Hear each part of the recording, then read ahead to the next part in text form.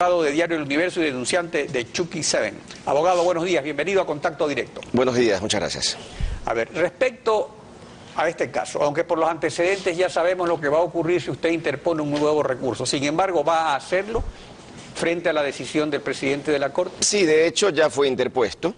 Y fue interpuesto justamente para agotar de forma definitiva la vía interna, porque uno de los requisitos para ir a cortes internacionales, a instancias internacionales, es justamente haber agotado cualquier posibilidad de que dentro del Estado una decisión que se entiende atentatoria al tratado internacional pueda ser reveída. Esa petición fue ya presentada, yo supongo que será respondida de forma relativamente breve, seguramente se limitará a decir por cuanto no han variado los argumentos se ratifica el archivo, porque suelen dictar providencias escuetas, básicas, violatorias en sí mismas de la Constitución.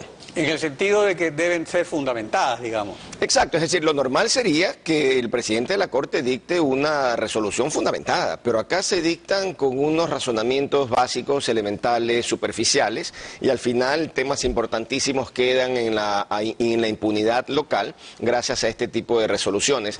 Mire, por ejemplo, solo como ejemplo, usted tiene en el caso del Universo una resolución de muy poquitas páginas del 12 de septiembre, otras indagaciones en que en cambio se oponen al archivo tienen 3 páginas. Del mismo presidente. Del mismo presidente a día seguido. En el caso del Universo hace un análisis, más que análisis, hace un alegato para decir por qué no hay delito.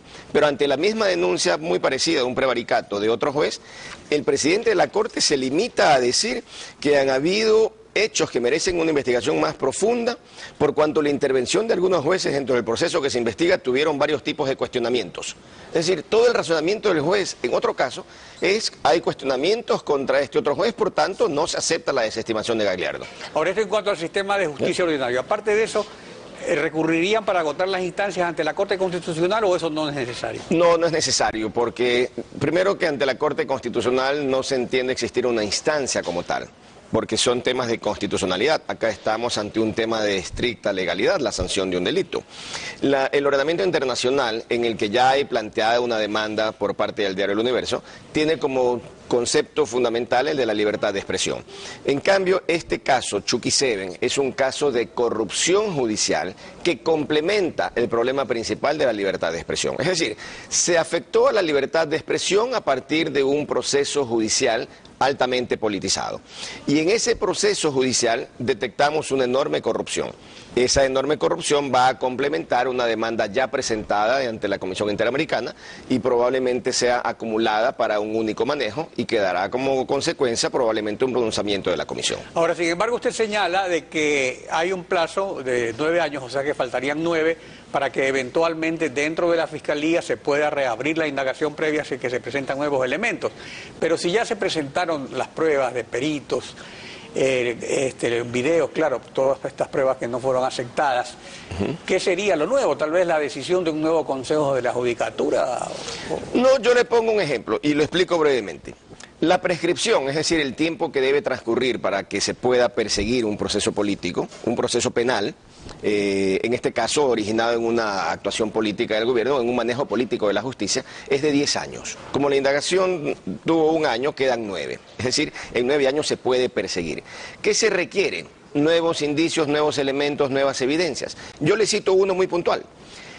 En la sentencia del juez Paredes afirma que según el Estatuto de Compañía Anónima El Universo, habría responsabilidad de los directores porque, entre otras cosas, facultaría a la censura previa o a vetar artículos de periodistas. Esa es una falsedad manifiesta, clarísima, porque el Estatuto de Compañía Anónima del Universo no lo dice. Entonces, bastaría, por ejemplo, una diligencia previa para que un juez constate de la lectura del Estatuto que efectivamente hay una contrariedad absoluta con lo que dice la sentencia. Más que suficiente. No sería un caso, digamos, de desconocimiento o de ignorancia, pero no sería un caso de falsificación ideológica, que es la denuncia central. No. Hay un enorme caso de falsificación, porque si el juez dice que según el estatuto los directores pueden vetar, pero ocurre que el estatuto no dice eso, hay una falsedad ideológica, se están inventando disposiciones que no existen en un estatuto. Esa sola novedad, por así llamarlo, justifica que se reabra el proceso penal. Y una vez que se reabra el proceso penal, no será solamente contra Paredes. Será contra Paredes, será contra los ministros de la Corte Superior, que en definitiva hicieron suya la falsedad de Paredes, será contra los ministros de Corte Nacional, que hicieron suya la falsedad, y será contra Gagliardo, Morales y todos los otros que permitieron que este caso pero siga así. precisamente sobre eso, justamente el presidente de la Corte argumenta de que la sentencia de Paredes fue ratificada por instancias superiores, lo cual eso avala más bien lo que resolvió Paredes. Pero desde su punto de vista ocurre lo contrario. Es al contrario, eso avala la corrupción. Si usted tiene una sentencia que no la realizó Paredes, que se la entregó el abogado del presidente en un pendrive, y eso está comprobado hasta la saciedad, y la Corte Superior, sabiendo que había ocurrido aquello, ratificó la sentencia, la Corte Superior convalidó, ratificó ¿Pero e en qué hizo suya momento la se corrupción. presentó la denuncia de Chucky Seven? ¿Ya estaba eso en manos de la Corte Superior o todavía no? No, no estaba en manos de la Corte Superior. De hecho, O sea que ellos todavía no sabían que había el caso Chucky Seven, digamos. ellos sabían porque yo lo dije expresamente durante la audiencia acá en la ciudad de Guayaquil, ante los 3 jueces de la Corte Superior, Morán, Mantilla y Freire. Freire salvó su voto, recuerda usted, es decir, Morán y Mantilla. Durante esa audiencia se sabía, porque yo lo denuncié expresamente, que esos jueces iban a dictar una resolución sobre un fallo que en su técnica no era ni siquiera una sentencia, porque no había sido dictada por el juez.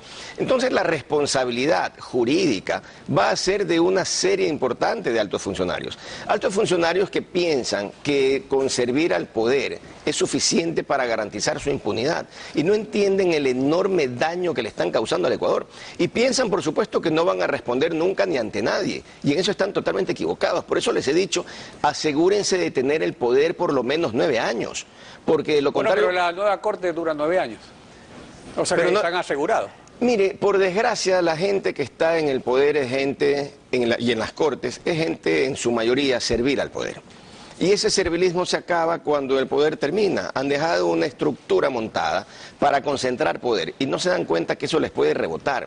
Pero en el fondo, lo más importante... Pero ese servilismo de que usted habla, concretamente, por ejemplo, porque usted ha dicho que hay aquí un sistema de premios y de castigos para los que actúan en tal o cual sentido. Concretamente, ¿a quiénes han sido premiados y quiénes han sido castigados dentro de este caso? Mire, de los castigados, el juez que ordenó la clonación al disco duro, destituido. La secretaria que denunció, Carmen Zuriaga, que denunció las presiones y manejos de los abogados del presidente, destituida. El técnico Jaime Martínez, que simplemente supervisó la clonación de los discos, destituido. Por el Consejo de la Judicatura. Todos por el Consejo de la Judicatura. Otro juez, no recuerdo su apellido, de la Corte, un juez laboral que ordenó la clonación de los discos duros de Gutenberg Vera, destituido. Todos destituidos. ¿Y los premiados? El juez Morán, juez de la Corte Superior. El juez Paredes, ministro de la Corte Provincial. Gagliardo, a la espera solamente de que se emita su nombramiento. Le cito 3. Es decir... ¿Y en cuanto a la Corte Nacional, que fue la última instancia? Bueno, en la Corte Nacional todo el mundo sabe que fue un proceso muy poco transparente. Todo el mundo puede percibir y se conoce abiertamente la forma como se dictó esa sentencia. Uno de los jueces inclusive había sido funcionario de gobierno, otro de los jueces había... Pero ellos han vuelto porque ellos justamente se retiraban. Eso era uno de los suspensos que había en este juicio, de que había que cambiar jueces porque se les cumplía el plazo, que venía una nueva corte, etcétera. Bueno, recuerde usted que el caso estaba en la Corte Nacional, en la famosa sala del juez Quirós. Luego salió Quirós, se posesionó la nueva corte y pese a que había miles de juicios en la lista de espera, los jueces de la Corte Nacional tomaron este juicio y lo resolvieron de forma inmediata. Pero Quirós ya no es juez, ¿o en qué situación se encuentra? De lo que conozco, bueno, es que Quirós no se había pronunciado en el caso anterior o cuando le tocó sustanciar, pero de lo que conozco estaba participando o estaba por ser designado con juez inclusive. Pero yo no incluyo a Quirós en esa lista. Lo que creo es que es evidente que aquellos que intervienen en el proceso a favor del gobierno son premiados, los que van en contra eventualmente o actuando dentro de la ley son sancionados. Pero mire el último caso de lo que ocurre con el juez en el caso de la petición de Carlos Marx Carrasco que lo metan preso al juez Posligua. En una cadena sabatina se critica al juez, luego Carlos Marx Carrasco lo critica y unos días después el juez está preso. Y por el mismo delito de prevaricato. Y en el caso del Universo... Una detención preventiva de un juez no es nadie que está fugando, no es un criminal, digamos, está ahí. ¿Para qué es necesario apresarlo? Exactamente, es que eso envía un mensaje. aquellos que están en contra del poder en un determinado momento a partir de providencias, no por estar en contra del poder, sino porque dictan decisiones que no les gusta el poder, cuidado, porque aquí los van a meter presos. Ese es el mensaje que envían, es decir, es un mensaje de un manejo absoluto de la justicia, se ordena desde Carondelet, se ejecuta por los jueces serviles en este caso. Entonces, a mí me parece que han destrozado por completo el sistema judicial y creo que es uno de los temas que debiera ser usado en la campaña electoral y que debiera ser un tema para buscar una profunda reforma al sistema judicial ecuatoriano. Bueno, y eso es para la campaña. Ahora volvamos al caso Chucky Seven. Usted ha afirmado que el presidente de la República sí sabía que el juez Paredes solamente hizo una parte de la sentencia. El presidente dijo eso en una entrevista. Veamos la parte de la entrevista donde el presidente de la República se refiere a cómo fue que el juez Paredes hizo la sentencia. Que no puede leer 5.000 páginas en 24 horas. ¿Quién dice que tenía que leer 5.000 páginas? Pero yo no hubiera podido escribir tanto en tan poco tiempo. Pero no la escribe, pues, es que ese es el otro error. ¿Cuántas páginas tiene la sentencia? Yo me leí la sentencia. La parte más importante. La única parte nueva es una carilla y media al final. No crea nada nuevo. Marcela, por Incluso favor. no sé si le mandaron por medio electrónico la demanda, porque a la final hizo un copy-paste. Lo único nuevo es una carilla y media al final. Bueno, aquí lo que dice el presidente es que de la voluminosa sentencia una buena parte de la transcripción de documentos que obraban en el proceso y que la redacción propiamente dicha de la parte resolutiva pues era una mínima parte. O sea, pero eso no es exactamente lo que usted indica. No, lo que dice el presidente es gravísimo. El presidente dice, primero, que el juez Correa empieza diciendo es que no la redactó. Empieza así en la intervención. Luego, lo que afirma, mintiendo descaradamente el presidente, es que el juez Paredes únicamente redactó la última carilla. Esa es una mentira vil, pues, terrible, con cinismo. Pero lo ¿por más... qué hace esa afirmación tan categórica de que de que es una mentira esa? Porque, veamos, porque la parte resolutiva de la sentencia, según lo resuelto por Gagliardo y por Morales, tiene 32 páginas.